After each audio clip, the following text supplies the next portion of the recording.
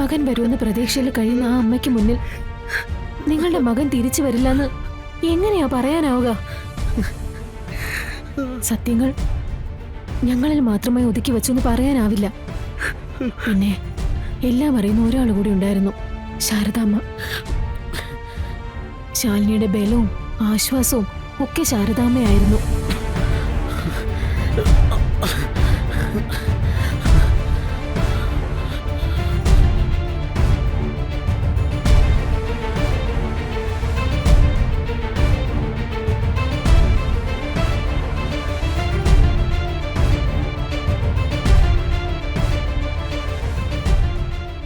പിന്നെ ഇപ്പോഴത്തെ ഇൻഷുറൻസ് തുകയുടെ പ്രശ്നം.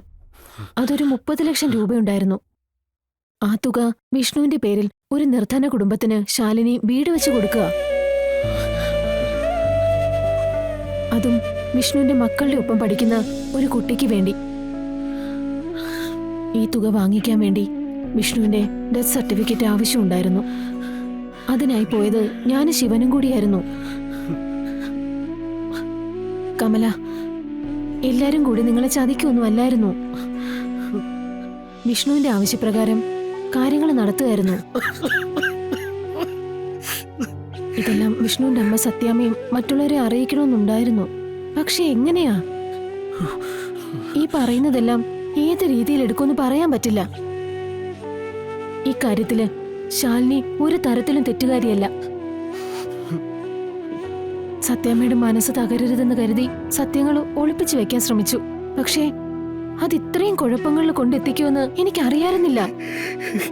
ഇനിയിപ്പിതെല്ലാം പറഞ്ഞിട്ട് എന്താ കാര്യം? എന്റെ വിശ്വാസം പോയില്ലേ? ഈശ്വര, എന്തിനല്ലേ വിശ്വാസനെ നേരത്തെ വിളിച്ചേ? എനിക്ക് തരാറുന്നില്ലേ?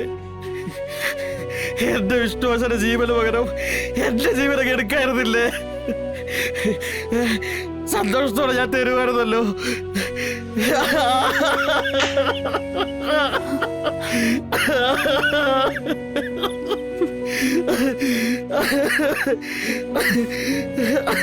കമല, നീ ഈ സാഹചര്യമായിട്ട് എങ്ങനെയെങ്കിലും പൊരുത്തപ്പെടണം. വിഷ്ണുവിന്റെ ആത്മാവ് ആഗ്രഹിക്കുന്നതും അത് തന്നെയായിരിക്കും. സത്യാമ്മ കൂടി വിവരങ്ങൾ അറിയണം. വിഷ്ണുവിന്റെ നിർദ്ദേശപ്രകാരമാണ് ഇതെല്ലാം മറച്ചു വെച്ചതെന്ന് മനസ്സിലാക്കണം. എന്നാലേ ശാലിനിയോടുള്ള ദേഷ്യത്തിന് അയവുണ്ടാകൂ. അതിന് കമലനോ ഞാനോ ശ്രമിക്കണം. വിഷ്ണുവിന് വേണ്ടി, അവന്റെ ആത്മാവിന് വേണ്ടി അത് ചെയ്യണം. ചെയ്തേ പറ്റൂ.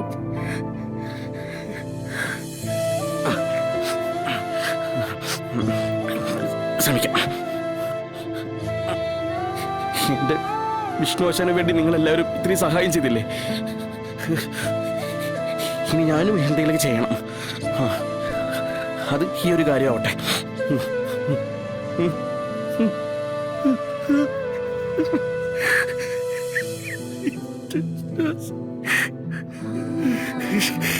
എന്റെ എടുക്കാറുന്നില്ലേ?